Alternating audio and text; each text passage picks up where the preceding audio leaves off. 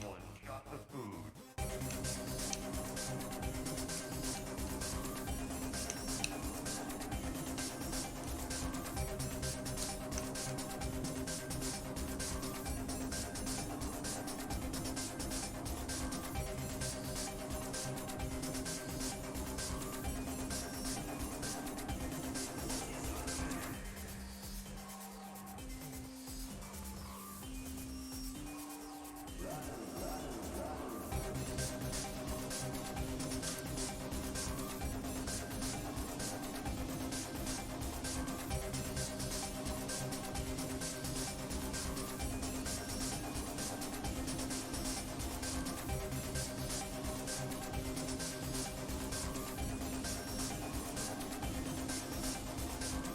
Life force running out.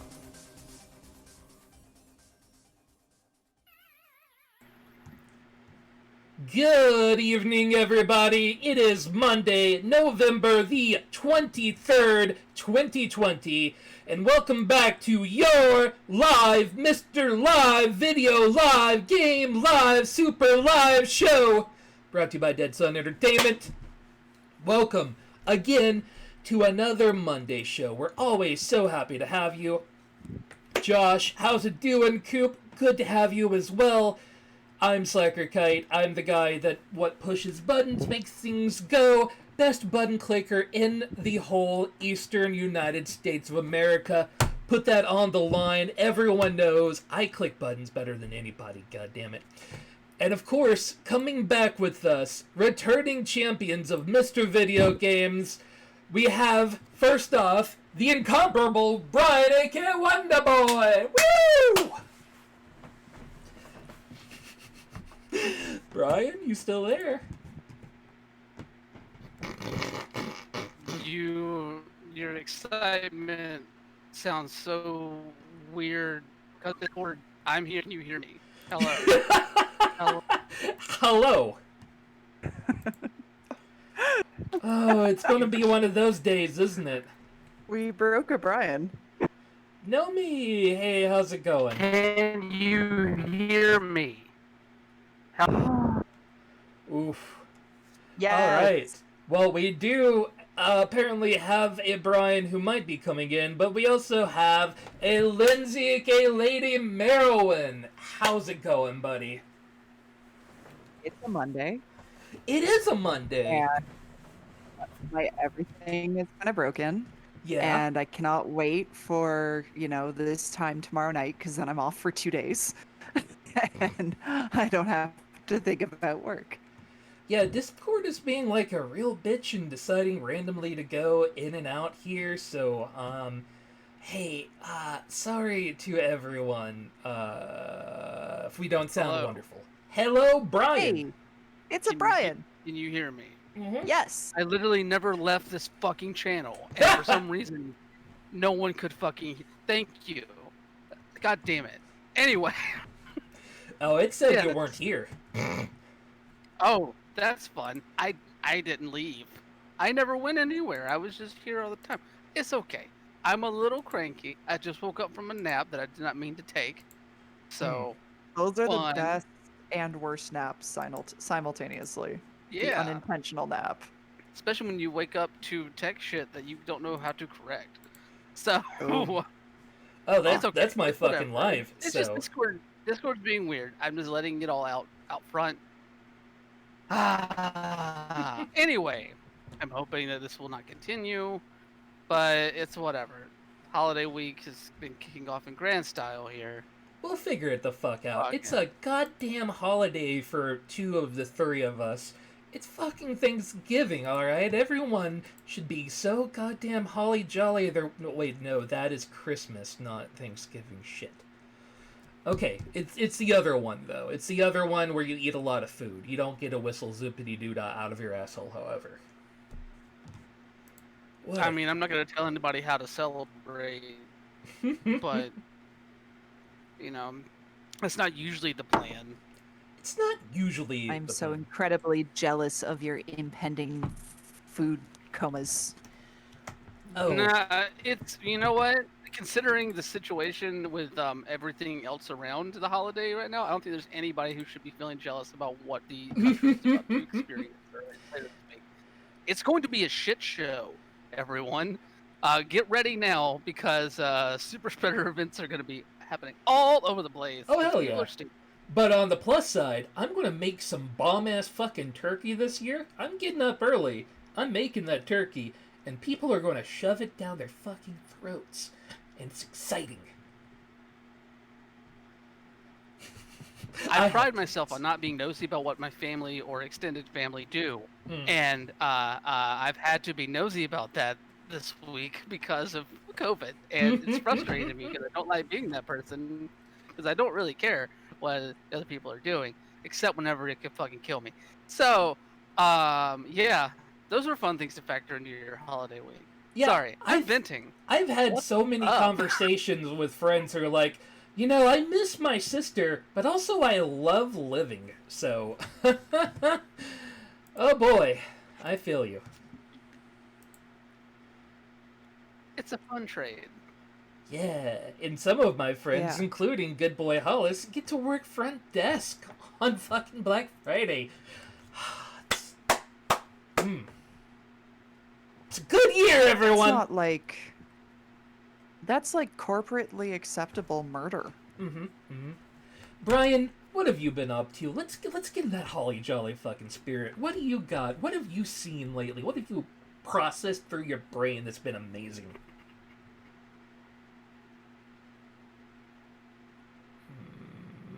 Maybe I should have gone with Merowyn first.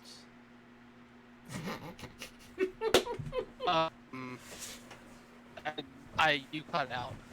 I cut out this time. Alright. Okay, cool. Thank you, You just Discord. kinda Go with trailed Merowyn. this I don't know amazing what the fuck's going robot. on. I just showed it to 5,000. Brian, what have you been Brian up vanished. to?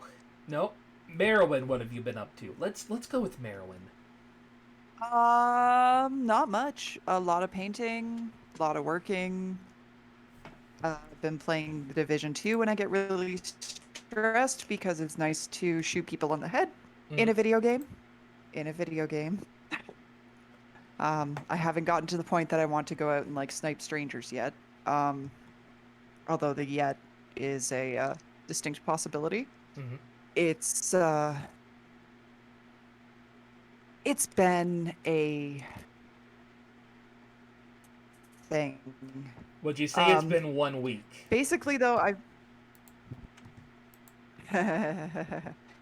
yeah, it has been a week. I've been kind of a lazy sack and have been sitting around doing paint by numbers and watching Grey's Anatomy. 'Cause, yeah, I suck. I have no life. Sorry, guys. I'm the most boring person on the planet. It's fine. Brian, are you here? It's a weird question, I know. Kind of. You know, I don't know. Should we try going to Lindsay's Discord instead and seeing if that channel works I've better? learned that in this. I don't I know mean, if yeah, that's we necessarily could try gonna that. Yeah, let's give that a try. We'll be right back. And I'm not actually turning off the stream. You get to sit with our technical difficulties with it. Let's just fucking do it. We'll be right back. Going to go into Lindsay's Discord. Screw it. There's a general here. And I sent Brian an invite, so he should be getting that soon. Yay! I know, Josh, like directly after working all day on tech issues, I get to come online and deal with fucking tech issues. Dude, trust me, I know the feeling. Yo. Well, I don't see any anything but fucking green here, which is fan-fucking-tastic. Brian, how are you doing now that we can finally talk? I don't know. I'm not gonna lie. I'm feeling. I don't know. I'm a mix of a bunch of different stuff, and mostly frustration at the moment. But that's just being open and honest there. I don't know. in terms of stuff I've done this week, it's Mm. been. I'm not the best. Let's skip this Swallow, question. process. Let's skip this question for me because I'm Mhm, just I don't know mhm. why, but I am just I have a lot of anger right now, and all Anger? that's coming out is anger, and I don't know Hmm. why. Have you So seen the maybe new? Have you seen the new Animaniacs yet? Have you no, I partaken have in the not. nostalgia bug? I have not. Mm. That might be part of the problem. Mhm. Mhm. I'm going to say it was fine. I was definitely whelmed by it. I'm not disappointed. I'm not mad at it. It just was a thing that happened. Hmm. That makes me kind of sad. There I were mean, jokes. There were solid quality jokes that took place over 13 episodes. It spanned roughly 20 minutes each. Um, but I missed the side characters. Like every episode was basically there was like one or two diversions, but every single episode was basically Animaniacs, Pinky and the Brain, Animaniacs. oh, I mean, but what about Elmira and what was it, Mindy and Buttons? Yeah, the good feathers, all of that happy shit. Oh my God, the good feathers! I totally forgot about them. Yeah, none of them fucking appeared once. Oh my God. Okay, so now I'm boycotting the new Animaniacs before I've even watched it because fuck that noise. And I'm trying to think of how to say this delicately. Like, okay, yeah, Animaniacs has always been kind of a bit of a lefty show, and we're a lefty show here, but they were a little heavy-handed with some of the jokes in several parts to the point where it wasn't fun anymore. When they would make a Ooh. joke about, Trump or, politics in general, and you just kind of go, oh, we're doing this one again, huh, boys? Okay. Oh, that kind of sucks. I mean, like it's a nice nod to their older fans where we're gonna get that shit, but the younger generation might not. Yeah, also, I just realized I totally left us on showing playing Jackbox games. It's Whoops. okay. Yeah, it's fine. It's Uh, been one of those days our fans will understand. and I don't know how to bring back the right side view thing, so I know where to go to get. Where is the thing that I go to do to change where we are? No! Stream manager, help me! You're supposed to be my friend! Stream manager says no. You are Oh, SOL, buddy. oh, stream Stream manager manager is gone. saying to you what I have wanted to say to my clients all fucking day. And Giant Pie, thank you for the bits. Giant Pie, that was a nice amount of bits. I just thank you, buddy, from the bottom of my heart, I think. Oh, there's my edit panels. Oh, I missed you. There, that's what I wanted. Done. Edit How's stream the information. thing? Yeah, because we're just, we're doing a talk show here. Talk show and podcast. That's us. We're not jacking around.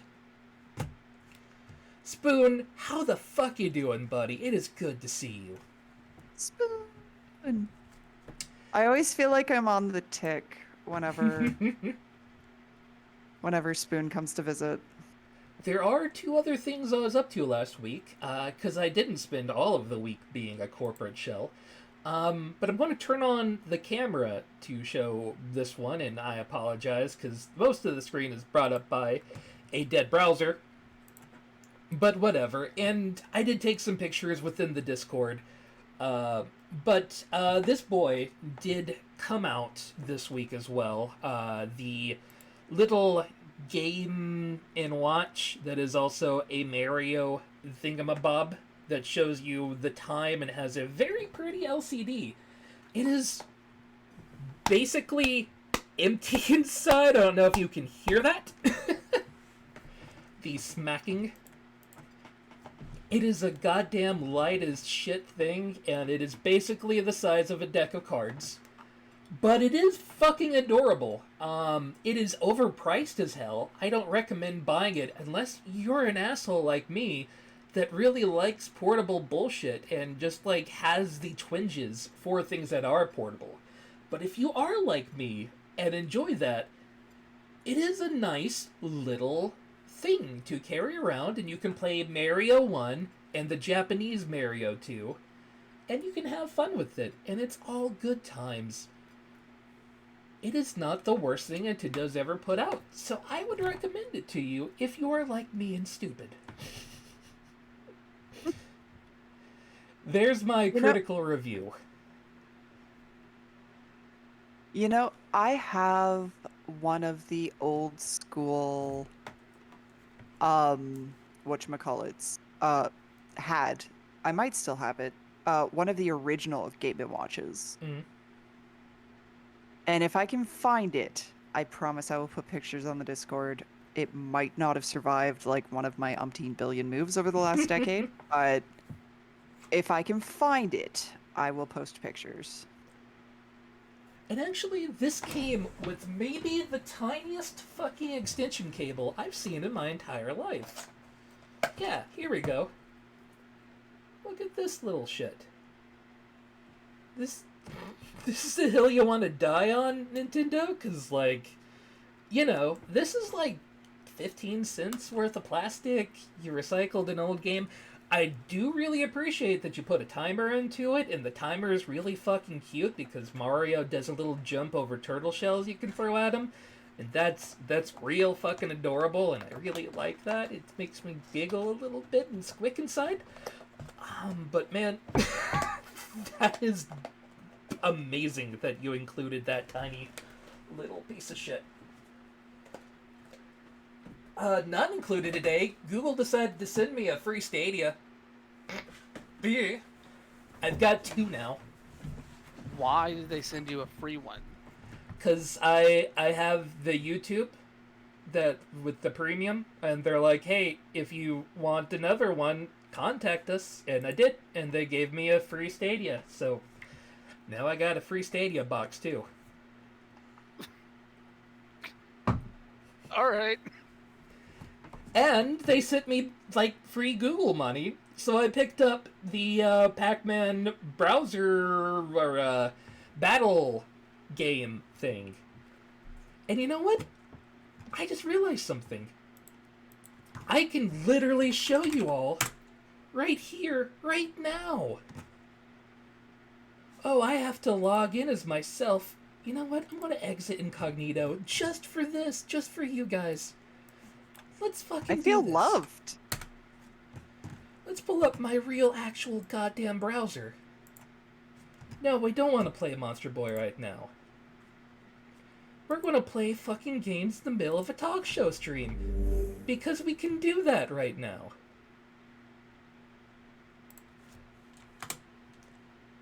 This is kind of cool. Yeah. It is weird to say that Stadia actually gave us something kind of nice.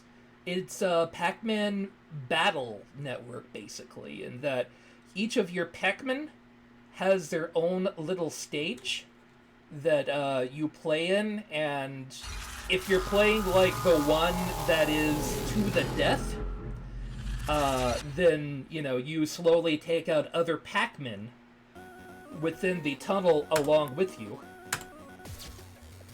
And, you know, it works fine with the fucking keyboard. It is absolutely fine. Let me see if there are options to turn down the sound real quick. Yeah, there we go. Because, you know, today, it's fucking Thanksgiving, so hey, we don't have to actually play by any rules today. You may notice that the Elimination Games, it's a 64-man game, and there's only one that's even close to matching that limit. So let's jump into a challenge mode. And just show you around. you can make your own little Pac-Man, and mine wears a hat and some Geordie LaForge glasses. And Star Trek represent. Yeah. And you may notice that, like, around you, different areas are glitching in and out. That is because you can go into somebody else's environment. So if I am Big Pac-Man with all the shits going on, then I could eat Buddy over there and get one of my elimination challenges, though it looks like currently he may want to eat me. And no, he died to a ghost. There you go. But this is the first thing that I've seen come out of Stadia, literally ever, that is worth the goddamn time or investment. It's a $20 game that you can play in your browser to kill all the Pac-Mans. It's actually good. This is really cool. Yeah. I mean, I'm terrible at Pac-Man. I have always been terrible at Pac-Man, and I will always be terrible at Pac-Man. However, this looks really cool. Yeah, I mean, yeah, it is following that trend going on right now of Pac-Man or old school games being turned into battle royales. This is better than the Mario one. Oh, the Super Mario 35? Yeah, I fucking hated Super Mario 35. Like, I know other people who liked it. I did not. But hey, it's got your standard battle royale shit. You want to buy new things to make your dude look cooler? Then you've got all of these things that you can buy. You can be the fox boy you always wanted to be. You want to be a fucking fox boy? Let's goddamn do it. We're a fox now, with laser glasses. So you're Kit from Knight Rider and also Kit as in a baby fox. There you go. You're Kit squared, dude. Spoon, what is your question, sir?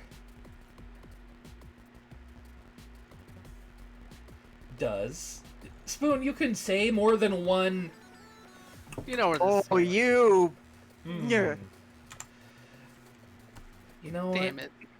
it. Just get out of my chat. But yeah, like, this No. was the first time that I was happy that my Stadia was still, like, with the Prime whatever thingy hasn't expired yet.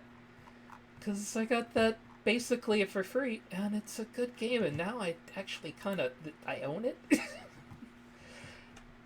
So even when I lose my Stadia, I still have it because it's there on Stadia. On any browser I ever fucking want to play it on. And that's fine. It's the first thing from Stadia that I can tell somebody, you can buy this. It's a good day.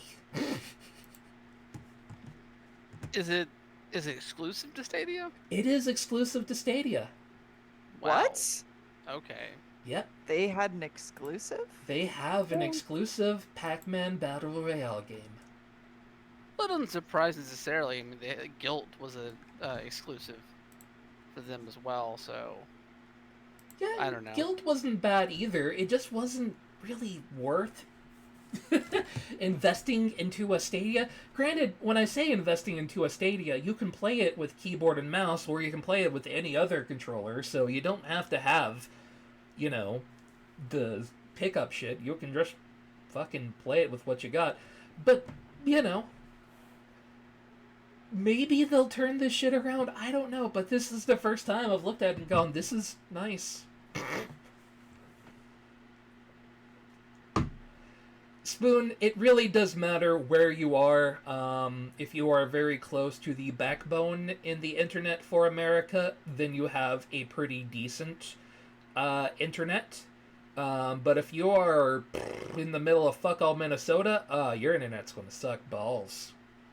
And it's going to be data capped. So really, Spoon, it depends.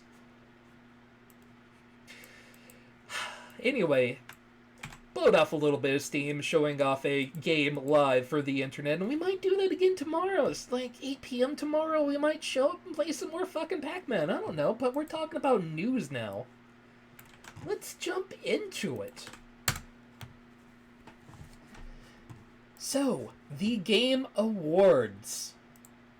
Oh God, kicking off the banger. All right, it's a good thing that I woke up angry apparently, because let's get into this shit. Yeah, let's jump right into it. The Game of the Year. I don't know. Most of these selections aren't that bad. Um, like, of these, I would say 4 of these make at least my top 10 games of the year. One of these is probably my game of the year. Sadly, Blaseball not mentioned here, and that is a crying shame. But still. I'm sorry, wait, Doom Eternal as what? Doom Eternal was great. It definitely deserves to be on this list. I'm gonna humbly disagree. What? Yeah, like, I agree with everything else for Game of the Year except for Doom Eternal. Why? It was a fun fucking game. It was really good. But it did not improve really on it. It didn't surpass the 2016 Doom. First I off, like it much better than 2016. I think that's I don't know. I think it's just a difference of opinion, honestly, between us, because I don't believe that game deserves to be one of the top 6 nominated best games of the year. Honestly, What would you put in its place? Like, it controlled great. It was easy to get into. It was hilarious in parts. I really enjoyed it. that's the thing, is like, I don't think it belongs there, but it's hard to choose another game off the top of my head right now. Well, looking at one of the categories, and it was for Best Art Direction, what about Ori and the Will of the Wisps? See, that's another sequel that I was very underwhelmed by, personally. Oh. But that's just, like I said, I think this is just a difference of opinion. But I think the one title I've seen the most argued about, like, why is this here, is Doom Eternal. Because, why sorry, is go ahead. Animal Crossing here? It's a nice thing that existed, but I don't know if it has anything that I would throw in for Game of the Year. Sales numbers. Animal Crossing is definitely sales numbers, but also it's also Animal Crossing is one of those video games that's kind of transcended video games in a lot of ways. Mhm. And the game itself, they improved a lot on previous Animal Crossing stuff for the stuff that you do in that game. But also at the same time, like, I think that really has more of a standing this year, specifically because of when it came out. Like, that was the first, like, COVID era thing that everybody latched onto. It brought a whole bunch of new audiences into the medium.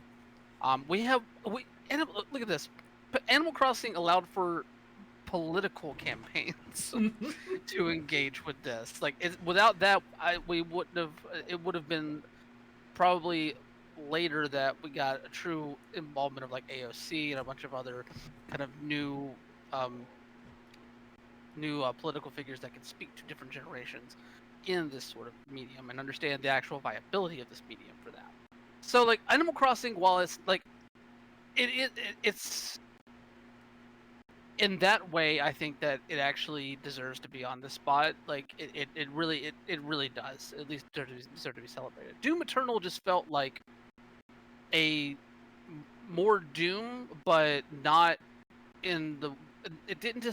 I don't know. It just didn't fully land, honestly.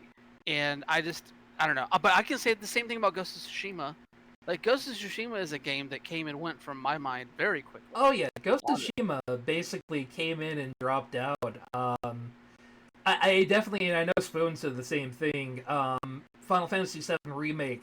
I would say it was definitely enough of a game to deserve to be on the list on its own. Yeah, it's a continuing story, but how many continuing stories turn into a game? And, we're not mad that part 1 of, the trilogy or what have you is the game of the year that year. Like, God of War is clearly continuing its storyline and kind of left us in the middle of things going on, but, and comparing Final Fantasy VII Remake with the original Final Fantasy VII, it's a 40-hour experience carved out of the first 2.5 hours of the original Final Fantasy VII video game, and not for the idea of them just plotting things in, but actually expanding to make it bigger. So I would definitely Final Fantasy VII Remake, Hades, and The Last of Us 2 are three that definitively to me deserve to be here for the Game of the Year, without question. I'll throw Animal Crossing into that as well. Even though I am a little bit begrudging on Last of Us Part 2 because of, I don't know, I have reasons. but that being said, like all of that being said, like yes, I don't know, it just rubbed me the wrong way to see Doom Eternal on that list. It just didn't, because it just didn't have the same gravitas that a lot of these other games did. I feel like it came and went, and hardly anybody talked about it after it came out. You know, Well, I don't know. I do like that they actually have a category this year for games for impact. And Well, they've that, had that category a couple times. yeah, but that you've got something like Spiritfarer in there, which I'm so happy about. That is just a stunning game. See, now, like, as you say, like, we go down the listing, best game direction. And then I start having some questions. Actually, seeing Half-Life Alyx in here, I don't mind that because most of that game was about the direction. Like, the whole selling point is that we want to give you a VR experience. As we have always said, VR should exist. And they finally did make a game that is VR first. So I have to give some amount of props to that. And of course, I love Hades. So, we'll jerk off to that all day long, and I would throw that in best game direction as well. And then the others, it's a little bit more questionable. I mean, Ghost of Tsushima, again, like, it's one that I could definitely see fit in for direction, same as Last of Us Part 2. Mm. Yet, Final Fantasy VII Remake, while a game that I absolutely loved, I can't really say, like, the direction of it itself is inspiring. I mean, I'll be frank. I think it is personally, just because you're taking such a small chunk of the original game and pouring out all these new elements to it. Not only that, like, let's be real. I don't want to get into a full-on spoiler territory, even though it's been months since that game came out. But that game is not it says remake in the title. It's not a remake. It's a complete reimagining of what this world is supposed to be, and what this game is supposed to say, and that takes a lot of gumption to take that risk, and it's it's a large cliff to take that leap of faith off of, and just the fact that they were willing to do that and willing to risk the fan base's response to it, because let's be real. Final Fantasy VII has one of those fan bases that don't like it when things change. So... and they still were pissed out when this came out and things changed. Yeah, but... fan base being described as rabid might be a little too gentle. But I'm super glad it changed, because, like, this is the first, like, remake that I have sunk my teeth into and gone, holy shit, I'm glad this existed. I can see that. And then you have best narrative. And we're starting to see some patterns here. Of course... Does anybody even Go ahead. honestly remember the narrative of Ghost of Tsushima? There was a narrative? There's a guy with a sword. We couldn't have put Tell Me Why on this list? Just Tell Me Why was a way better narrative than Ghost of Tsushima? I'm not even sure what 13 Sentinels is. I don't remember. That's an anime game. That's an anime game. Like, I'm not... I would have to sit down with the list, but surely there are other games with good stories. Hades... Yeah, Hades is definitely a great story. Final Fantasy VII Remake... It's a good story, but I don't know if calling that best narrative... It was good. The Last of Us Part 2... despite other people disliking it, I do like it. I think it was a very interesting narrative, not as good as The Last of Us, but it did go places. It took challenges on. Yeah, Josh, here. I have some major issues with The Last of Us Part Two's narrative personally, but that'll take the rest of the show for me to unpack. And I don't want to monopolize the time with me talking about, maybe you don't understand how to write trans characters, Neil Druckmann. But that being said, I'll hold off on that. Just know that I don't know if it necessarily. I get why it's on this list. I don't know if I necessarily believe it should be on this list, but I know why it's on this list. So okay. Yeah, Josh, this has been a weak year for fucking everything creative in the whole fucking world. I mean, honestly, I'd rather have had Miles Morales on this list. That's just me. Did Miles Morales come up for anything? I think it did, right? The voice actor for Miles Morales. Well, that's a piece of shit. Yeah, but that's the only nomination that it got. Best art direction.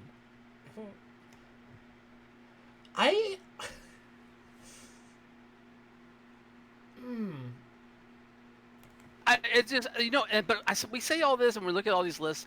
The Game Awards don't have the kind of prestige that I think a lot of people put on it. Honestly, I think that more people are kind of trending away from that idea too. So like for me, like I'm upset about some of this stuff because like I want to see games that are actually that deserve more recognition, that took more risks, that actually had something more to say than just that the world is violent. Or we're as a bunch of white people were retelling this story of an invasion of a Japanese island, or all these other different narratives and this sort of thing. These stories that have elements of frustration that don't let me fully enjoy them in the way that I really want to, and we're throwing them up and kind of leaving these other games that have hold better stories, have more to say with them, and are actually extending the medium beyond just we have a pretty AAA bullshit thing. And so like I've reserved where I'm at with the Game Awards. Like, yeah, whatever, this is your pretty thing. The only thing that really matters to me, the Game Awards haven't really given me a meaningful moment since Sonic Fox won esports player of the year a couple years back. That was the last time. It was like, that's actually vindication. That's a validation for somebody who is part of multiple marginalized groups, who is being recognized for their talent and popularity, and it actually has an importance of visibility there. Outside of that, it's just another thing that Keighley does to be pop. I don't know. I would counter that argument. First, there isn't a award show that exists within the gaming sphere that anybody actually looks forward to at all, really. Like, they exist, and, we talk about them on the show, but, nobody really gets hyped for it. And there actually are people who get hyped for the Game Awards, and as well, this year being 2020, this is, the first gaming cultural event that actually took place this year, beyond hey, Nintendo or Sony put out, this piece of media for you to watch. Rather, this is something that actually required multiple studios and multiple people to make a event. And, we could talk about as well, right, itch.io putting out the bundle that it did earlier this year definitely brought a lot of people together. AOC earlier this year brought a lot of people together. There have definitely been things that brought people together, but I don't think there was an event at all this year that people had any hype for whatsoever. So seeing this one thing, it's nice to remember that people are allowed to be excited for things. I'm not going to disagree with you on that at all, but I think that the Game Awards have never been more than just hype. Oh, absolutely. That is exactly what it is. And that's the thing, is I think people recognize that, but a lot of more people put prestige on top of that. There's no prestige in this. Oh, there is no prestige in the Video Game Awards. It's fun to make fun of and talk about, but it's not prestigious, but it is a like 2 to 3 hour hype train that is kind of fun for a short ride. And to me, like, that makes me so much more disinterested in even engaging with it, Hmm. because like if you're gonna have an award show, like actually take into account everything and not just lean into the hype machine that it is, because everything else in the gaming sector already does. So many. The reason why we're even talking about this being like one of the main things this year that lends that thing is because everything lends into that. It is frustrating. I care way more about the GDC awards and about the BAFTA awards and about the DICE awards than I do about this. And I get that I am a different person than a lot of other people that engage with this stuff. Mhm. I understand that fully. But at the same time, like if you this cannot, I don't know, I cannot fully engage with something just because there's hype over it. I'm tired of hype. Especially whenever like I'm having to like look at this list and just be like, yeah, whatever. Like, hey, if Hades, like honestly, like the only thing that really gets me excited about looking at this right now is that Hades has a chance to win, and I really want an indie game to beat the shit out of these other games. Mhm. So, but that's just me. I don't know. I'd be fine if the game, like if the Game Awards just kind of didn't happen this year, personally. But that's just me. Yeah, I kind of, I definitely understand that.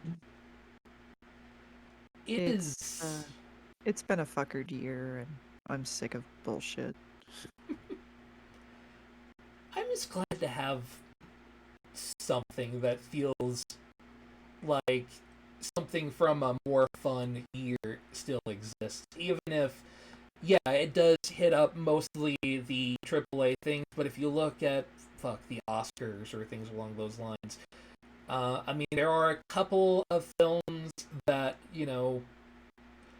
aren't in the Hollywood mainstream that often get picked up by those, but it more often than not is its own popularity contest. So most award shows are their hype machine. So I'm not terribly mad at the Game Awards, and yeah, I have more fun with like looking at the Dice Award, more than anything else along those lines, since it actually has something to say about what the industry thinks and looks at. Yeah, and to your point about the Oscars, like the Oscars, like have, I think a lot of people dump on the Oscars for the same reasons that I'm dumping on the Game Awards, including myself. Because I mean, what is Ghost of Tsushima except the Green Book of this year's nominations? Not wrong. But also, I don't know. yeah, this year did suck for a lot of releases. There were some good releases, and I'm interested seeing, like, at the very least, the Sim strategy one is really weird to me, and it's those little things that I'm more looking forward to than anything else. But yeah, this is a year that like I try to look back on, and this goes outside of the scope of this, but I try to look back on it and think really hard about anything that really fucking stood out to me. And I've got Bill and Ted, Final Fantasy VII Remake. What else came out this year that actually like jumped out and said, "Hey, this was fun"? Um, Also, everyone should have voted for Alana Pierce. Not just because she is my internet waifu, whom everyone should love and is just a very talented person, but also just got their fucking dream job to go work with Sony as a writer in the what is it, Sony San Francisco, the one that did God of War. Oh, Santa Monica. Santa Monica. That's the studio. Sony Santa Monica. Um, Motherfucker getting hired as a writer at Sony Santa Monica is kind of dope shit. So that is goddamn exciting. Can you imagine the double threat of being like previously one of the most sought after people to have in your podcast verse, and then moving directly into writing for one of the largest studios to write for? There you go. I'm leaning hard on Alana Pierce. Plus, like, she smiles, and that's nice.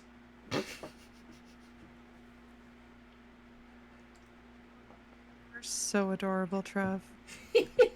So adorable.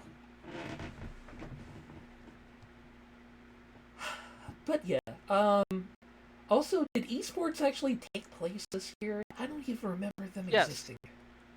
Yes, they did. I know because I watched some of them.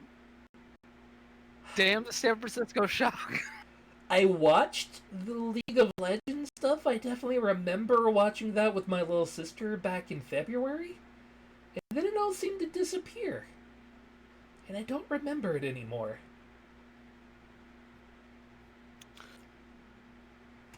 Yeah.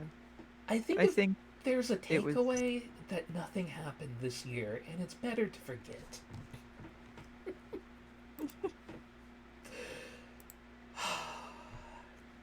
I'm sorry to shit on everyone's day. Hey, let's give you something a little bit nice though, just a little bit. Hey, that Stadia thing I was talking to you about. Starting a week ago, you can play Destiny 2 for free, but you don't have to even buy anything. If you got a computer that can run Chrome, you can go play Destiny 2 right now for free. I don't know how I feel about browser-based Destiny. Yeah, it's weird that you can do that. Just pop into your fucking web browser and hop straight into Destiny 2. It doesn't have the latest expansion, I believe, but it's still there. It just feels slightly wrong. Mm-hmm. Coop, the one difference in saying that Destiny 2 is free here is that it's free without having to have a computer worth a shit. Your grandma's tin toy box can likely play it. And that's kind of nice, just to know that it exists out there in the wild. Josh, also, a fair and valid point. Grandma's tin box probably still is running on AOL dial-up, and nobody needs that shit. So, hey, you right. Wait a second. Oh no, wait. Wait. I wonder. It's long been a joke in the PC gaming sphere that you don't game on a Mac. Mhm. Could this be the start of being able to game on a Mac? Because you can get Chrome. Yeah, I mean, you don't even have to run Chrome. It's just, easier if you're running Chrome, but yeah, you could definitely game on a Mac through this. Oh, You how am can I going to play laugh at Apple users now? You can play the Destiny 2. You can laugh at Apple users because they're playing Stadia, and Stadia still isn't very good. Good point. I am the last asshole out here, still like, they did the battle royale they did was really fun, and Guilt was nice. I'm the But- only one. And hey, while we're talking about cool shit, we're looking towards the future. BioWare and Ubisoft, veterans, coming together, founded by Mike Laidlaw from Dragon Age, is coming together to build something called Yellow Brick Games. A clearly reference back to the Wizard of Oz and all of that good shit.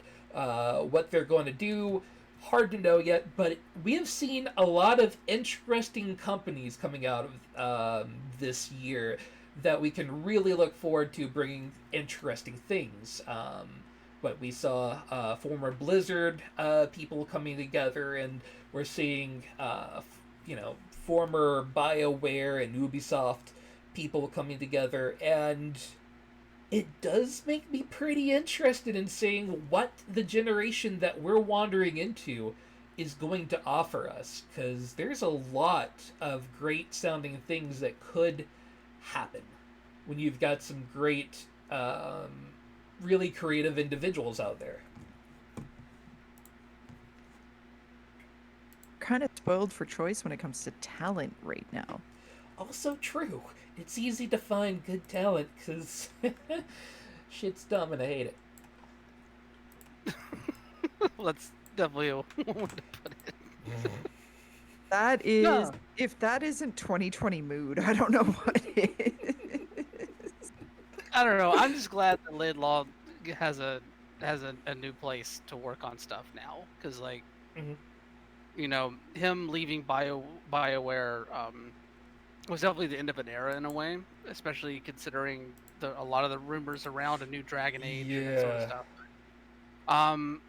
Yeah, I don't know. I'm excited to see what they have what they have to work on here. They're already working on their first project. Apparently it's already kind of down the line a little bit. Mhm. It's probably still a couple years out, honestly. But Yeah, this is like we're probably about what 2013 is when we'll see something to come out of the studio more than likely, and I don't think it'll be a giant thing. With it being their first release, but it will be interesting to see. Wait, 2013. What year is it? 2023, shit. Shit. no, it's okay. Like I think that it's good to see because like these people that have come together to make the studio really have great minds for this stuff, and they've worked at a number of places where they can put that together. I'm getting a lot of Supergiant vibes off of what they could be putting together here. Granted, it's not like you're not having like necessarily development outsiders that are coming together in a way like where you have like Greg Savin coming from like GameSpot to go into the game dev world, but I don't know. I have a feeling like there's an undercurrent coming here, and I'm very very excited to see what they have. They already got 15 people on their team working. They've already got stuff in the oven. I'm just here for it. I'm here to wait and see because all these people have awesome stuff underneath their belt already. Yeah, and if we're seeing any positive trends out of 2020, it's the consumers biting the hand that feed on the AAA sphere. Like, they've not been pleasant in that area, and I'm happy to see more of it. And maybe companies like Yellow Brick may bring about more creativity and diversity within that sphere. I would love to see it. Yeah, I'd really like to see the AAA prestige, for lack of a better term, kind of just get like toppled and ignored. While we are at things to look forward to, Project 007 is in the works currently. I'm just going to mute that. What it is exactly is not entirely known yet, but it is a 007 James Bond game that is taking place in an entirely new story, at least not related back to any particular movie previously. So that's kind of cool. And, whenever you hear a new James Bond game, everyone is going to automatically think of, that golden age of GoldenEye, when people actually gave a shit about James Bond being in a game, because everything that came out after it kind of sucked ass, because they were all like, hey, we're going to make GoldenEye, but blah, blah, blah. No. Me GoldenEye or give me death. I don't know. There were some good Bond games after that. There were some I'm not saying they were okay all. Bond games. Hey, Nightfire was pretty good. I liked Nightfire, and I really liked Everything Is Nothing. Everything Is Nothing was pretty good, but it didn't set the world on fire. I'm not saying it was the world on fire. Nothing was GoldenEye level. Yeah. No. But I'm just saying, like, there have been good games that came after that. But there are way more bad ones. Most notably, did you ever play 007 Legends? I did not. It I'm was sorry, basically what? a driving combat game. A James Bond driving combat game. Like Twisted Metal, but James Bond. What? I don't know about that, Chief. Yep, I played it. It wasn't that good. This just kind of like frightens me a little. You should be frightened. You should be. It's Always. fun, but it's not good. Anyway, back to this one though. This excites me. This makes me very happy because if anybody was going to do anything good with the 007 license going forward, it's going to be IO. Oh, absolutely. I mean, Hitman has been outstanding. They've really revamped that entire franchise with their last few games in that series, and they've really built out this sort of different way of approaching a 007 game, because like so much about 007 is about like the espionage of it. Like in terms of like the movies and stuff like that, it's not all action all the time like GoldenEye was. GoldenEye was very much like just run in dual wielding AKs and just fucking like make the weird polygons go everywhere. And I think IO can find a balance between those two because they've already done it with Hitman. And I think that they can definitely lean into both worlds of James Bond here and put out a game that has a different feel to it and a unique feel that really no one else has brought to the James Bond sort of like video game franchise at all. I think I go back to like the Mission, like the closest thing I could think of that would be comparable, I think, to what they could do would be like the Mission Impossible game that came out on N64, where you still had a lot of those like action segments in it, but there were also plenty of times where it was much more about, sneaking and trying to complete stuff and like trying to like, get the thing to do this thing to make this thing happen and blah blah blah, that sort of thing. So I don't know. I'm curious to see, and I'm glad. I think it's in really, really, really good hands. What was the last really good stealth game? Like Metal Gear Solid 5, I guess? Even then, can you call it a stealth game? I mean, at times. Metal Gear Solid 5, that's kind of a game that lets you do what you want. So it's definitely a stealth game, but it's not like a full-on stealth game. Was like Thief the last good stealth game? The re-release? I don't know. I'd have to think about it. Fair. Styx fair. was a pretty good stealth game. What was that? Styx. Don't remember that. It's an indie, but it was actually really well put together. You're essentially a goblin that's been captured by humans, and you need to be able to sneak through to get out of prison. Fair enough, and The it's hard to Blackout remember Club every was pretty game. good. The Blackout Club was pretty good, and that's Oh, yeah. basically a stealth game. You're correct. Alright, feel a little bit better about that.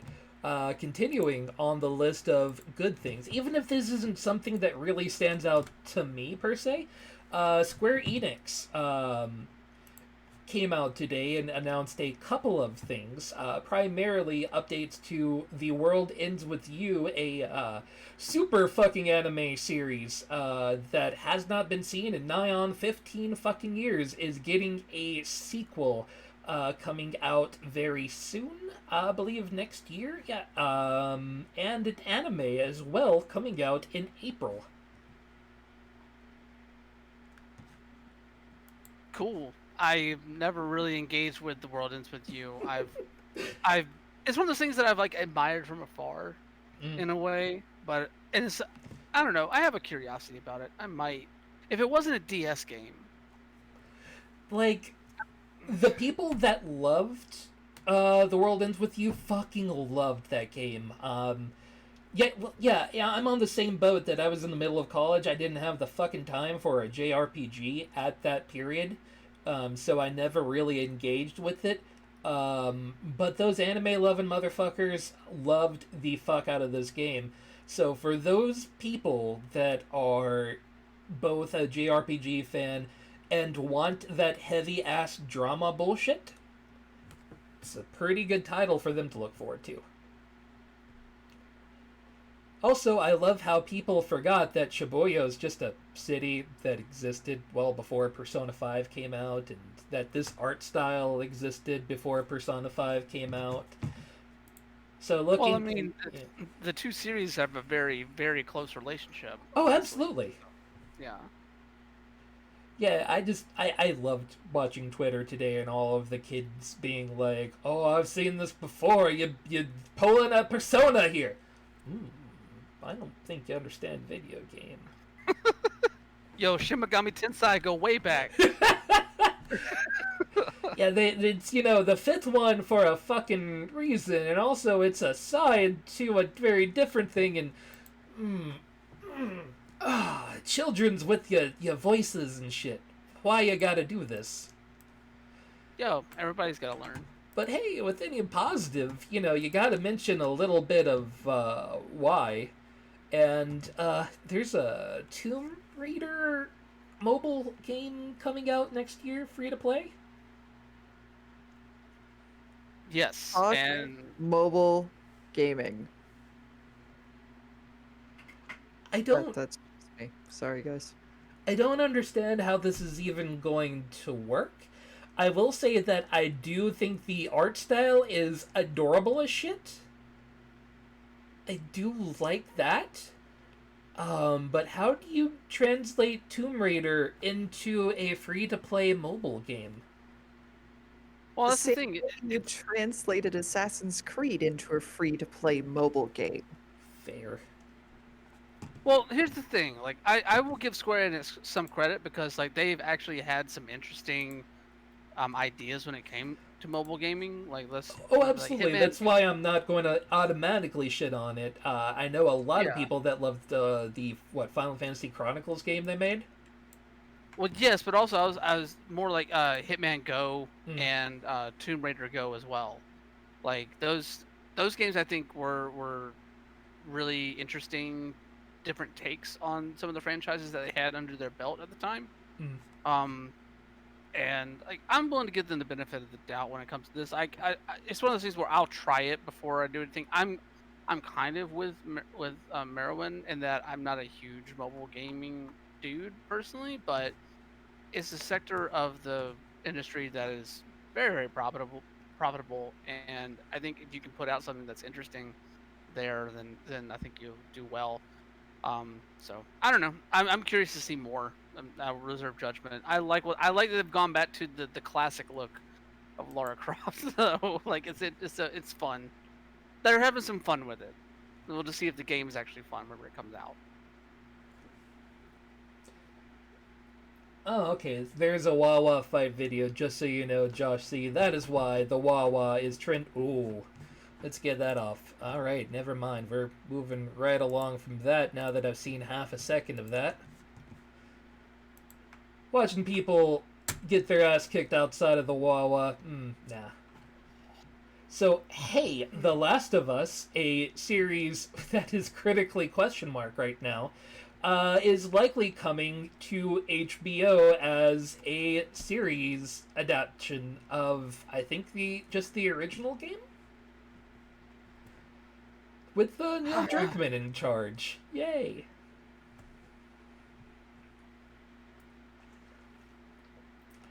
I do not understand why this is a thing.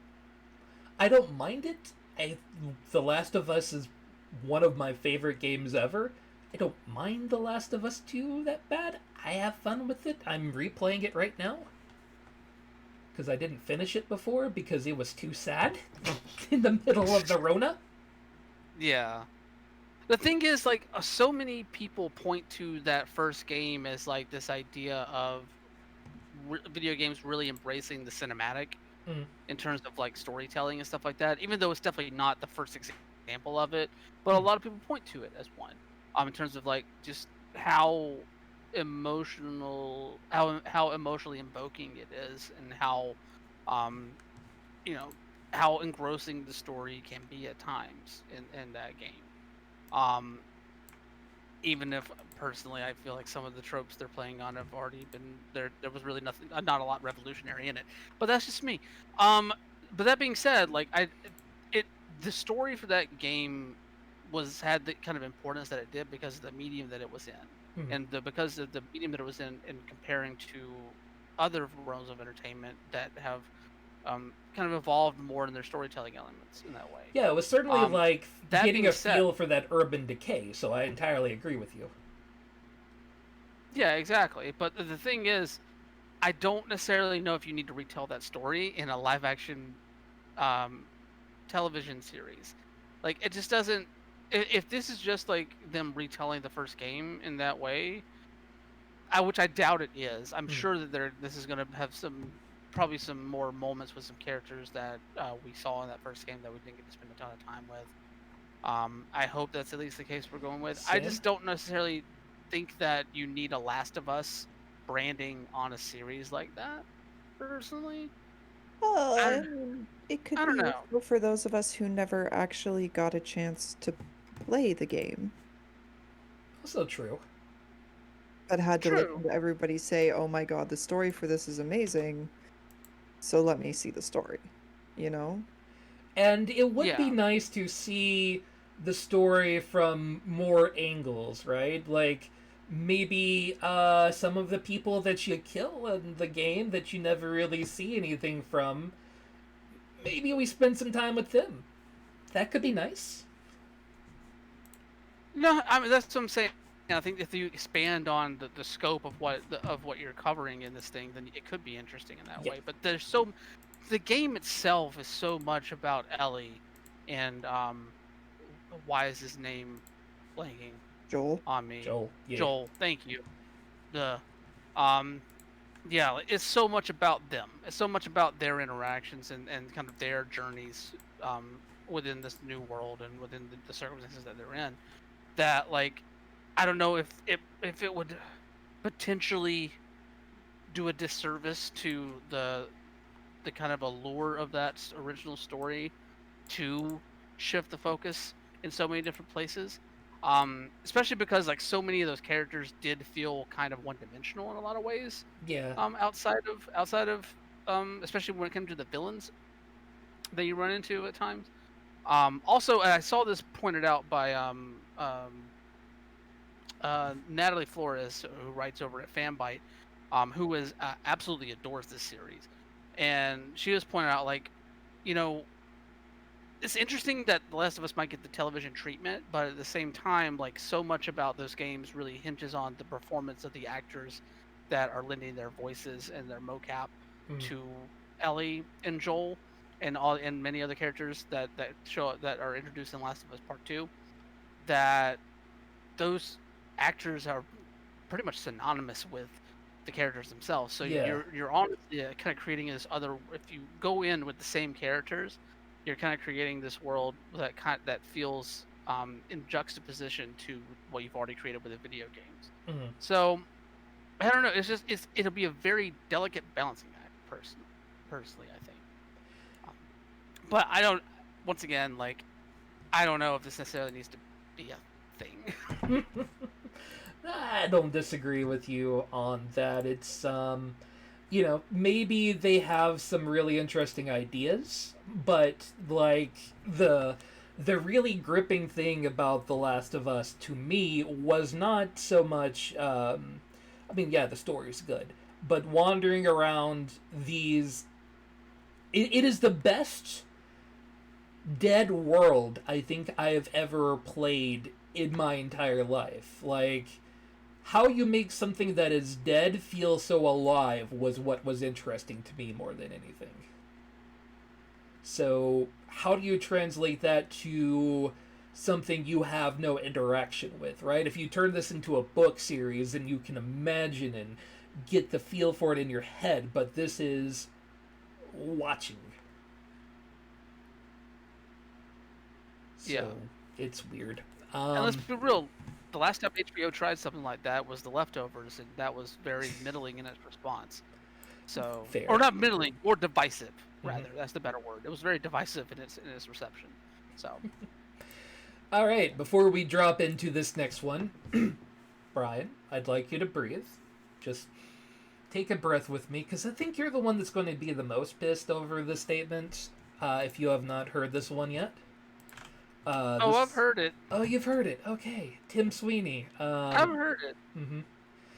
Yeah, so, you know, we know about the whole Apple and Epic fight, but he believes that the fight that they are taking on, the proceedings of it are very similar to,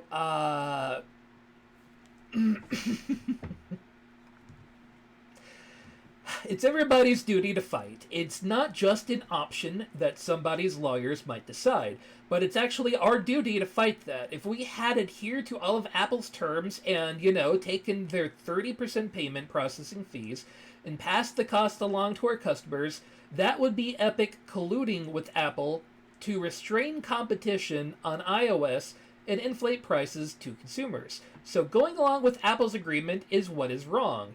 And that's why Epic mounted a challenge to this. And you can hear of any and something to civil rights fights, where there were actual laws on the books and the laws were wrong, and people disobeyed them, and it was not wrong to disobey them, because to go along with them would be collusion to make them status quo.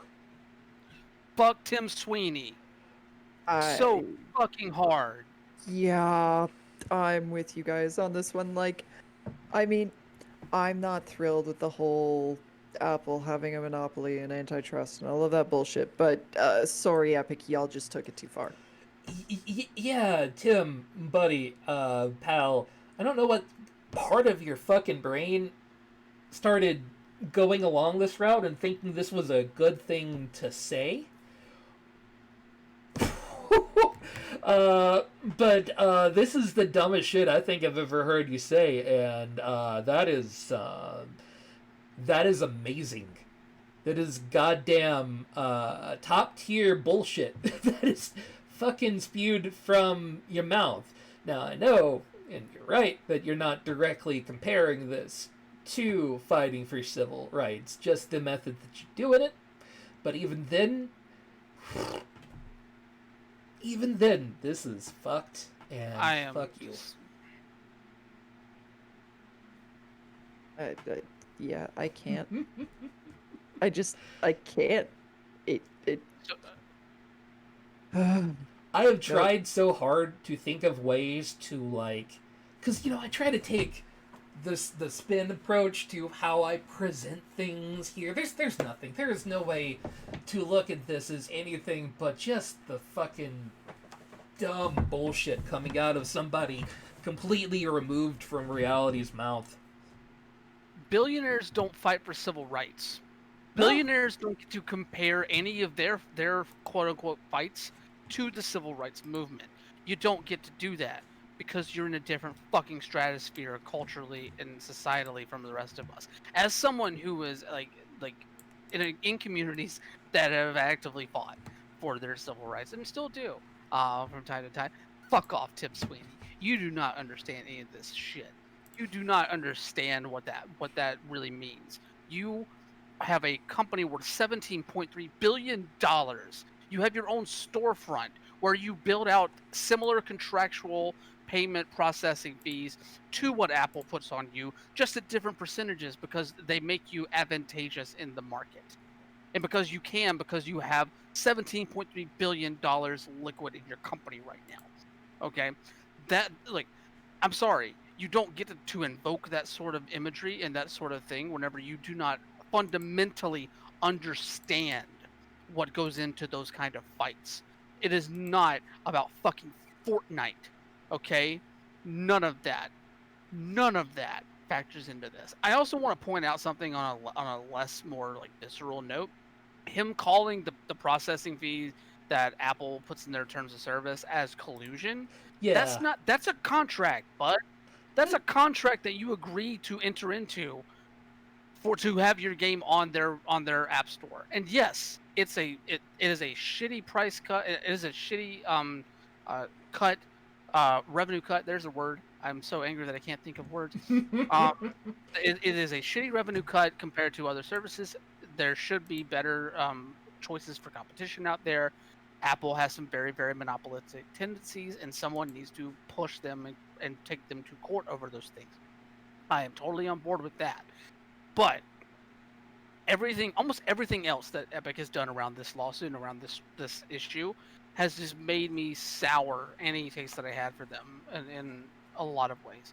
And it's really, really frustrating to see people speaking to things they do not understand on a fundamental level. Honestly, it speaks to someone who has never had to worry about securing their civil rights to compare a fucking lawsuit over a 30% processing fee in an app store to what people have fucking died over. Yeah, People 'cause still die over. let's be real. Like, this isn't them fighting for their company or something. This is them wanting to make more money than the massive pile of money they're already making. Exactly. So I don't fucking care. It's cool. So, hey, before we go to the next story, I'm gonna just take a step back. And hey, Toby Fox brought us a giant toilet. Put Tim Sweeney in the giant toilet.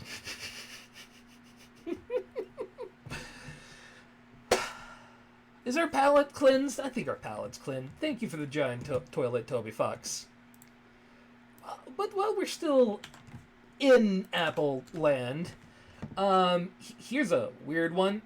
The App Store is actually cutting prices, but not for everybody, to 15%. Merwin, I feel like you might have more to say than the rest of us on this. To be honest, I don't.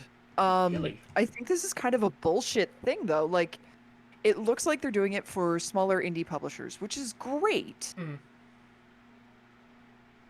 But at the same time, this also calls into question the fact that, like if you sign up for Netflix through the App Store, you're not going to get dinged for that additional 30%. Netflix doesn't lose that 30%. So, like, they need to start being more consistent across the board with everything. Mm. Because this is where you get fights like the one they're having with Epic, where it applies to some, but not everybody. And then in the end, everybody's fucking pissed. Yeah, and how do you choose which people are the right ones to take the 15% cut with your small business program? How are you to say that this one deserves to be a 15% cut in what you're taking versus something else? Yeah. Like, there's no rhyme or reason, and this seems like an appeasement thing or a flat-out distraction technique of, oh, look over here, we're doing something good. Please pay no attention to the other bullshit that we're spewing. But even in the way you're doing something good, you're still doing something kind of shitty, to be honest. Yeah. But, major corporations, multi-billion-dollar deals, et cetera, et cetera, et cetera, et cetera. You're not wrong. So, you can't really be surprised. But at the same time, you could kind of be surprised. What else is unsurprising is that PlayStation 5's the giant fucking boxes seem to be disappearing, especially on Amazon deliveries. The boxes will appear and then have a fucking lamp inside of it instead of a PlayStation 5. Yeah, it seems to be a thing that's happening across the UK right now. And with this shortage of PS5s, because, who didn't see that coming? People are going, well, yeah, you guys say you're going to rectify it. Does that mean a refund and you're going to ship me one when it comes back in stock? Like, you're going to guarantee? Or are you going to say, hey, here's a refund, tough shit? Yeah, get back in line with everyone else. Yeah, like, I mean, some people are, like, receiving air fryers. And it's like, okay, cool. So I paid for, in my case, it'd be a $700 or $800 PS5. I got an air fryer that's worth, like, what, $100? How's this? You can send me a PS5 as soon as they come in stock, and I'm going to keep the damn air fryer. Yeah, I think you're in your right at that point to keep the fucking air fryer. Like, I would like it if they just randomly, mistakenly sent me an air fryer. Naomi, I do believe in support your fully automated luxury gay communism. If there's like a check mark on a ballot somewhere that I could apply for that, I would appreciate it. Even myself as a straight, I'm for your luxury gay communism. So, yeah, yeah, I might be down for that as well. Hey, do you want a really fucking weird one though? Because this one made my eyes cross when I read it. So, the newest, most expensive game to ever sell Oh. is Super Mario Brothers 3. You Yep. know, the game that has so many copies. I have like 3 copies of it. It's worth like $5. I was about to say I bought a copy for like $5. Mm-hmm. Mm-hmm. This particular one, you see, here, I'll read the quote. While the condition of the game is remarkable, what makes this copy even more singular is the layout of the packaging itself. Exceedingly rare are sealed copies with the word Bros formatted to the left, covering one of Mario's signature white glove. Collectors have spent years looking for such a version, the earliest in the Super Mario Bros. 3 production history, and usually come up empty-handed. Okay, so because one word was justified left, Mm. this has now become one of the rarest, most expensive copies of this game in the world. $156,000 because, the typography was left centered instead of justified. The fuck?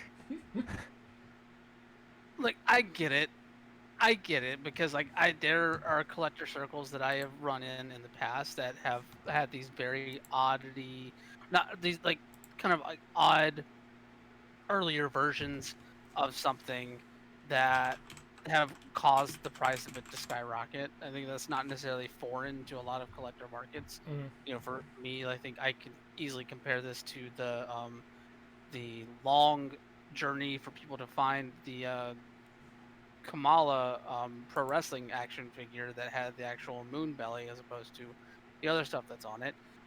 That's a deep cut, and yeah, I don't buy into this sort of thing personally. I don't really care, but like, there's people that do, and that's fine. And it's just $156,000, like, the fuck. Yeah, I because just the don't. Bros is here instead of here. I don't know. And I mean, $156,000 could have gone a long way to do a lot of good right now in the world. I'm not so much mad because somebody was going to invest it in something fucking stupid. Something real fucking stupid. This is going to happen. But for it to be how much did this one go for? Okay, so it's 10 times more expensive to have the Bros here than it is to have the Bros here. 156,000. Even better condition. 15,000. Wow. It hurts, guys. It hurts. And yeah, no, it's collector marketing and all of that, and you see this with everything else, with coins and stamps and stuff, that like a production error always makes the price of it go ridiculously high. But just a game as Mario Brothers 3 is a fucking great game. Don't get me wrong. That's a game to jerk off to. It's perfectly great. I mean, you know what I would do out of spite? Yeah. I would visit the person who has paid this ludicrous amount of money for it, Mm-hmm. bearing an NES. And then I'd very promptly sit down, open the box, and play the game. That Just don't hurt them in any physical way. Just walk in, tie them up, open up the copy, play the game, and leave. Yeah. wait, you say tie them up? Tie them up Yeah, so they 'cause have to would watch. get angry. They'll get angry. I don't know if I can get on board with this plan. You're not going to hurt them in any way. They're just going to watch.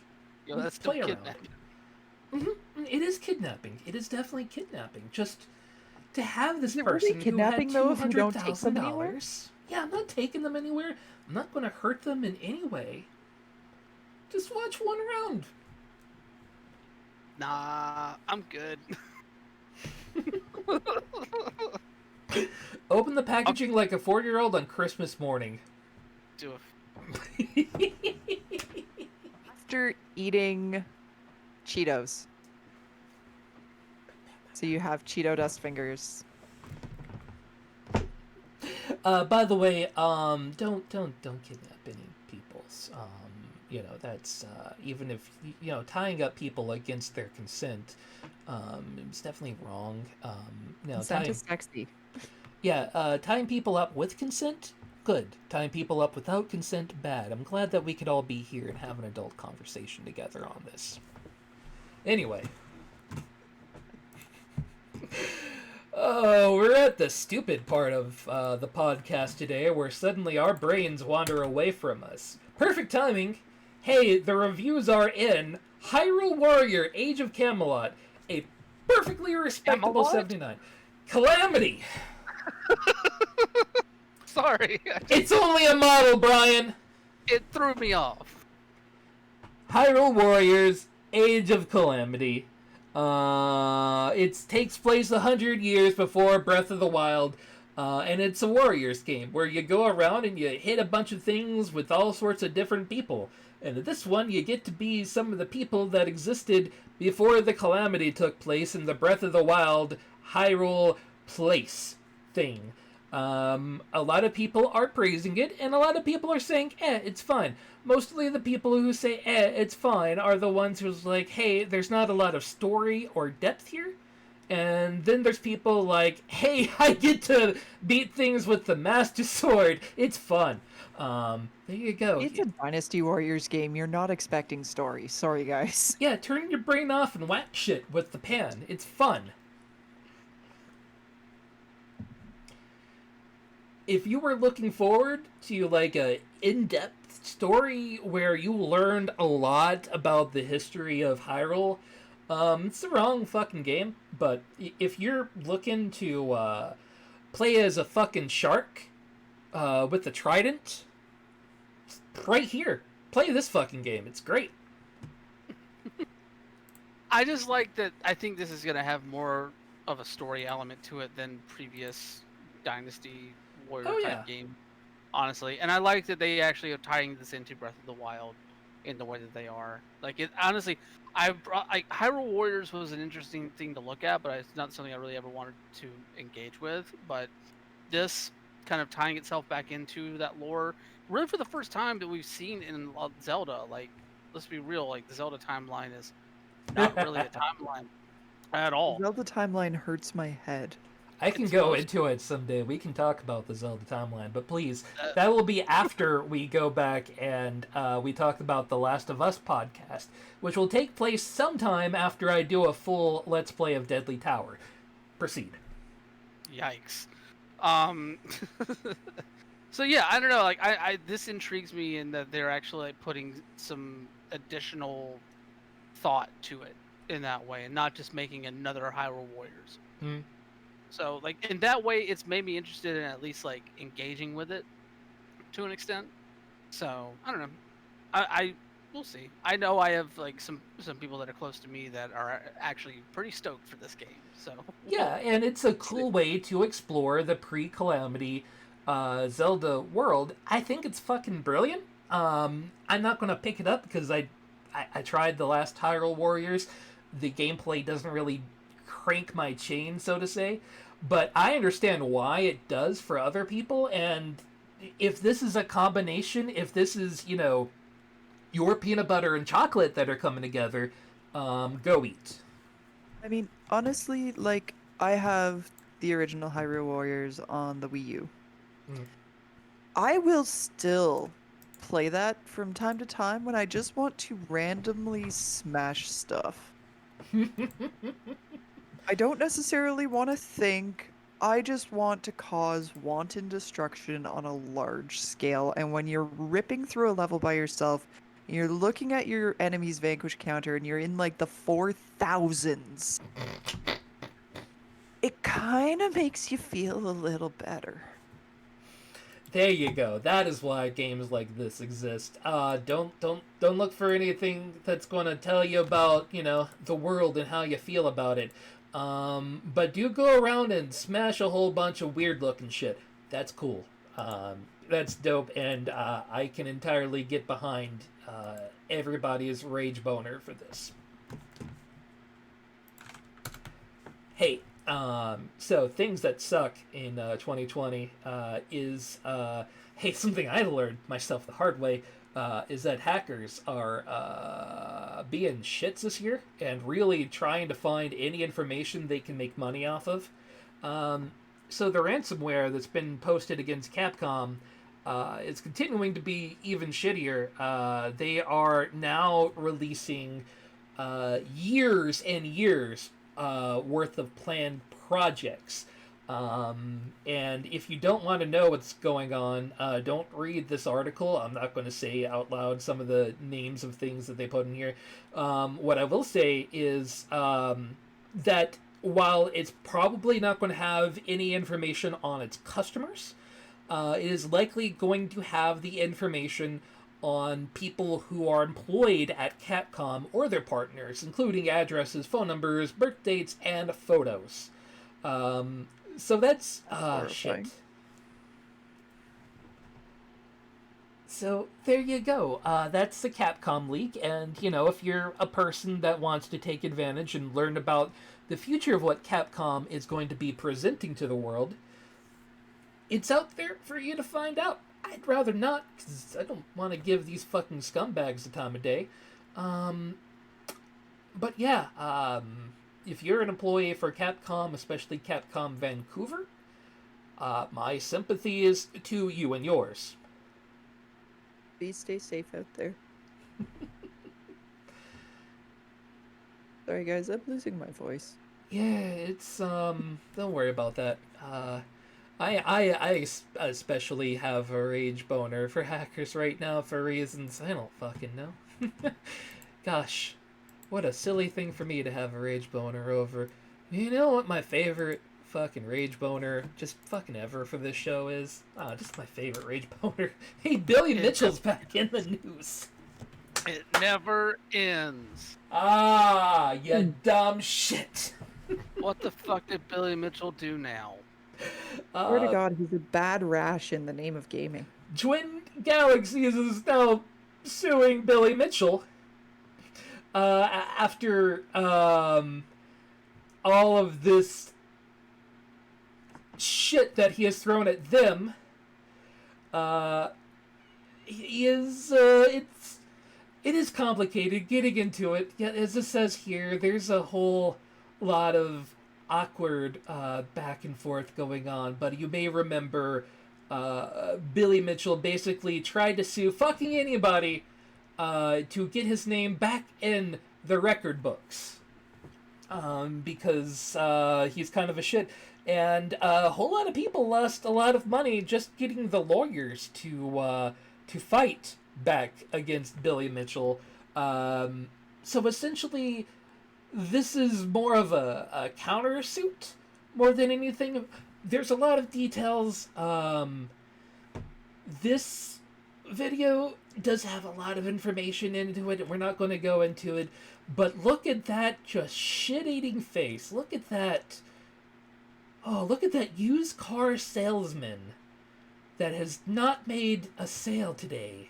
That eye, that dead glare in Billy Mitchell's eyes.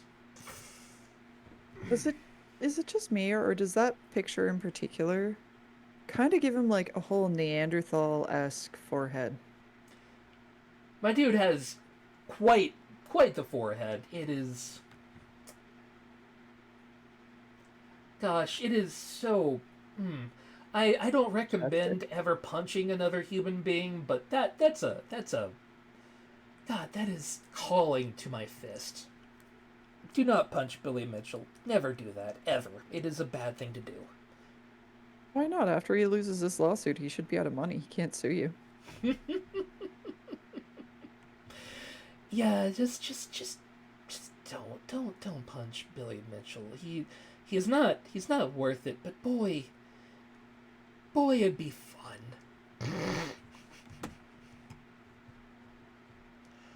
Coop, you make a fair point. It's not worth breaking your own knuckles on his forehead. That is a thick forehead if ever I have seen one, and that's just going to hurt your hand. Maybe if you're wearing like some good cushioned gloves, but even then, like the impact would still go through the knuckle, and yeah, especially if you have any weakness in your joints here, that would really not go well for you. Off of that Cro-Magnum cranium that this man has. It's good that we're a small channel and that Billy Mitchell has no chance of ever actually hearing this.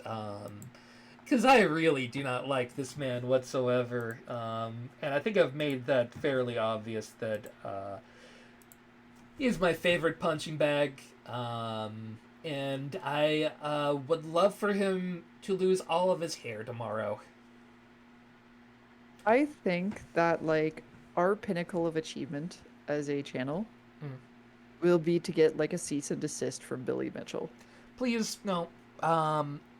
Because I've had one of those before, and I don't recommend it. It's not fun. Okay, maybe we can just get him to block us on Twitter. Yeah, Jack Thompson tried to get me kicked out of college. That was fun. Don't do it. Oof. And Coop, yeah, let's not at Billy. Thank you, Nomi, by the way, for backing us up here. I appreciate you and yours. Oh, hey, you know what's cool? Grand Theft Auto 5 is getting its largest update ever.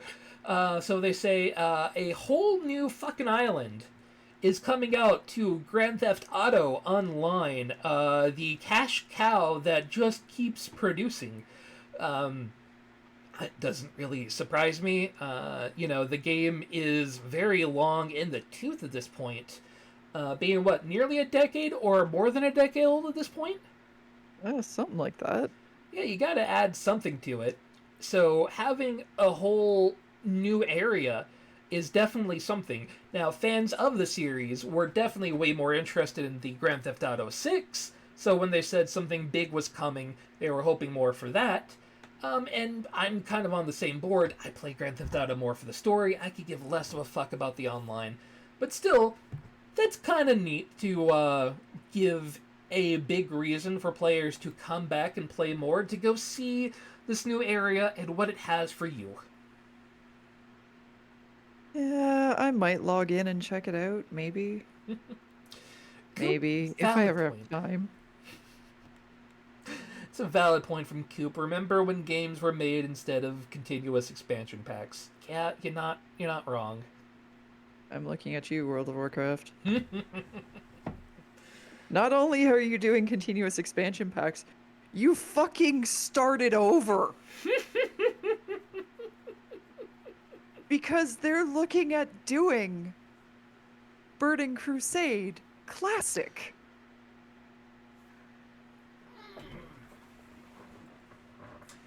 Just gonna breathe all that in right now. The Burning Crusade Classic. Why would anybody want to return to Burning Crusade? It sucked ass. Give me the option to play Wrath of Lich King and nothing else, and I'd be fine. Wrath I can see. And I guess you have to go through Burning Crusade to get to Wrath, but Burning Crusade sucked ass. It was awful. What the fuck? Dodging the fucking Fell Reavers and Hellfire. Hearing that sound. Lady That Goggles. Dreams. Oh, how you doing, lady? You just hear me screaming in my closet? But hey guys, it's Shadowlands Eve. Speaking of Blizzard. So it's supposed to release around midnight-ish Yeah. or something. But I mean, we all know that you're not going to get online for like the next 4 days. So this is standard X-Pack. I have no plans to try to log in for like the next week. But when I finally do, I'll let you know how much of a shit show it actually is. Yeah, Lady Goggles, there may have been some screaming about Billy Mitchell. Billy Mitchell would have been the answer to screaming. But hey, you wanna see something to really weird you the fuck out? Oh, he's actually being sued this time by Twin Galaxies. That's the cool thing. Game of the Year 2020 is about to come out real soon. In a game called Hades 2. It is the sequel to the beloved third-person puzzle adventure game where you play as a butt that runs around and shoots things. In this game, your butt now has a face and will wander around shooting even more things. What? What the fuck am I looking at? Oh, yeah, this is Hades 1 was basically Portal, but with a booty. And, so this is instead Hades 2 with a little bit more of the shooty shooty bang bang, involved. Not that there wasn't shooty shooty bang bang in the original, but, a little bit more involved in this one and some more things what going on. But essentially, somebody wanted to make a hard video game and then put an ass on it. That is Hades. And Hades 2, I know everyone was so excited for this to come out, and boy, it is so close you can taste that ass. I'd rather not. I don't know how I feel about this. I think I'd rather not. Mm. I'm vaguely frightened and more than a little disturbed, and that's kind of fucking impressive. Feels like male gaze the game. Oh, you haven't seen the original. Oh no, Hey. I'm watching the original trailer right now. Let's hey, if you look up Hades, you do get some speed runs, but boy, the modding community was just, oh, they had a field day with this game, to bring all sorts of weird butt and tid into your gaming environment. I... Yeah, I still don't know how I feel about this. I can't watch these videos because you have to be adult apparently to watch these. I wonder why. To watch a thick lady in high heels ploop around. Loomp around, eh? That is the best way I can describe whatever this is. Just plooping around.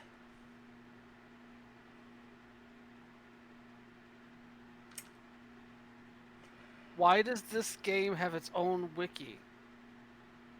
Brian, I'm just surprised that you're surprised that this wiki exists. It's a game about butts. Oh Of my course god. it has a wiki. Wait a second. Looking at this? Shit.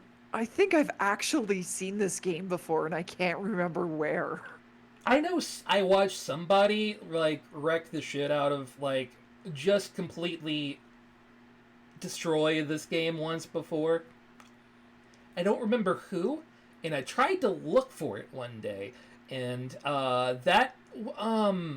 once I found a person with the Amy Rose mod, my brain stopped. And I don't want to look any harder for anything Hades related ever again. Not to mention, like, their physics they got going on with the boobs. Mm. I'm sorry. You cannot simultaneously have them defy gravity and still bounce. It doesn't work that way. Oh, Any woman with boobs that big will tell you that they are afraid of running because they're afraid of giving themselves black eyes. mm-hmm. Yeah, this is an injury waiting to happen more than anything else, to be honest with you. So The anyway, physics just don't work. It hurts. I can't. Just no. yeah, Nomi, you are correct. Billy Mitchell actually has the high score in Hades. He is the world record speedrunner. and no longer has a penis because of it. That's what I hear anyway. Super seducer, and also Max Gentleman Sexy Business. Mm-hmm. Oh, Max God. Gentleman actually not the It worst. wasn't a game. terrible game. Oh, also Honeycam Studio as well. Don't forget Honeycam Studio. Yo, Honeycam is that's way It's different than fucking Super Seducer. much classier, that game. But hey, that is the last story for Mr. Video Games. And boy, following this with something else to be Mr. Video Games, it's a weird fucking day. And honestly, it doesn't actually top this.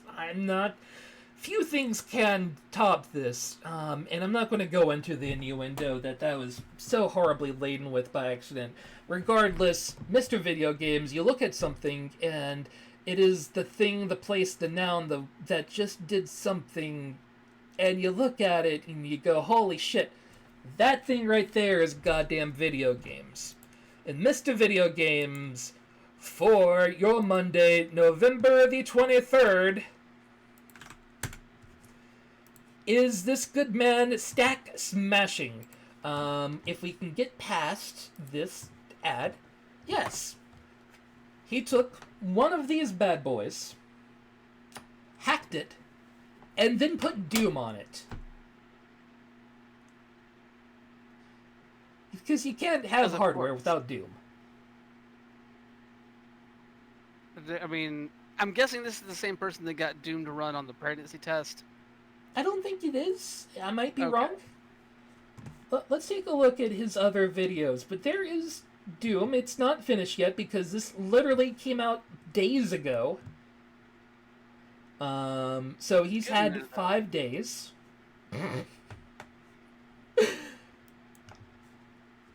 Yeah, Foon There was we the go. one. Okay.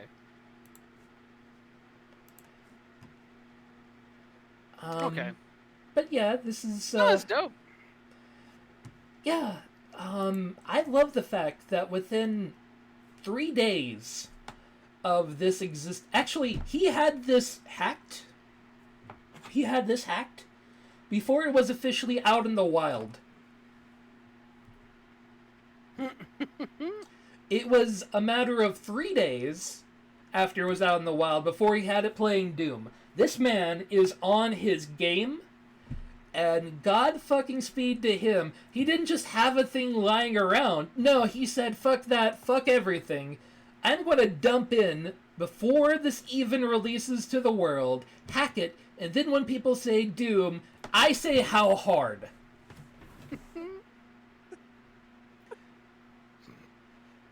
We here at Mr. Video Games absolutely love it when people put Doom on dumb shit. Of course, Yeah. yes, the P-Stick, wonderful. I think I've even seen a thermostat Yep. running Doom. I've seen that too. That made me happy. So the next question is, of course, can it run Crisis? And we'll see how that comes up in the future. I do not even want to imagine what that's going to look like on that screen. I predict it explodes. Yeah, considering there's whole megabytes of RAM available to you. Yeah, you've got 8 megabytes to put it on.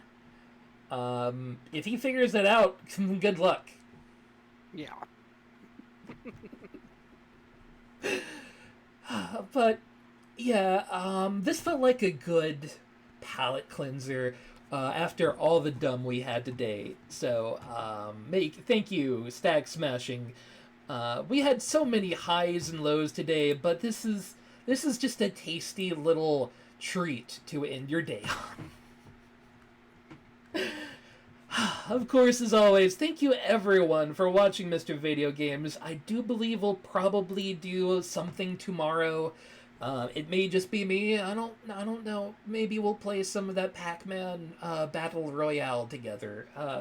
We'll fucking see. But this has been your Mr. Video Games for November the 23rd, 2020. Of course, I want to thank everyone who came in and chatted today. Nomi, Lady Goggles, Coop, Josh Komar, I believe Giant Pie was in there for a while, Spoon. Boon. Yes, all of you good, delightful people who come in and make this show worth having every week. Thank you so much for coming. Lady Merwin, any final words this evening? Great, I'm gonna try to choke this out as I'm sitting here munching down on a Halls. Don't forget to love each other from a socially acceptable distance. Wear your damn masks. Wash your hands. Be the change you want to see in the world. And honestly, guys, please, please, please just be cool. I know there's a lot of bullshit going on right now, but we're kind of all in it together and we gotta pull together for all of this, okay?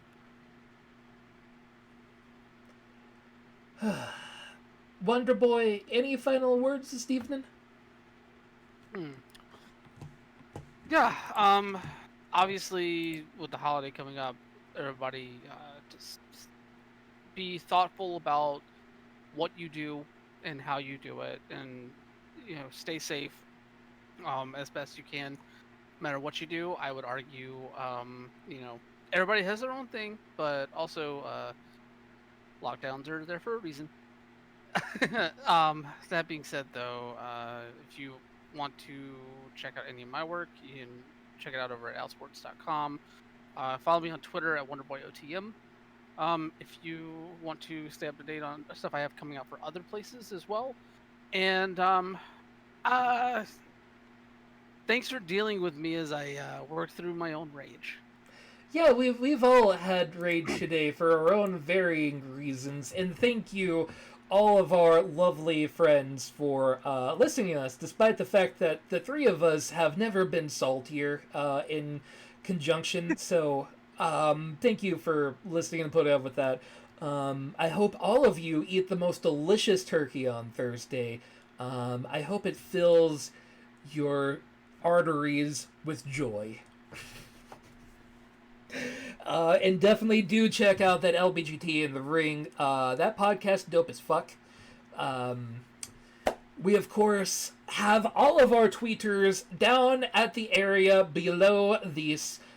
We of course always put our shit on the YouTube as long as it isn't god awful terrible. So hey, you want to relive today for any reason, I don't know why, it will be on the YouTube or any of our previous cast at youtube.com/cbgbgames. And of course, there is the Discord, where mostly lately we have talked about how many times can Joe Biden actually win the nomination. I believe it's up to 7 at this point. Thank you, Georgia, for recounting yet again. Everyone, please have a good night, take care of yourself, and have a pleasant tomorrow. Bye.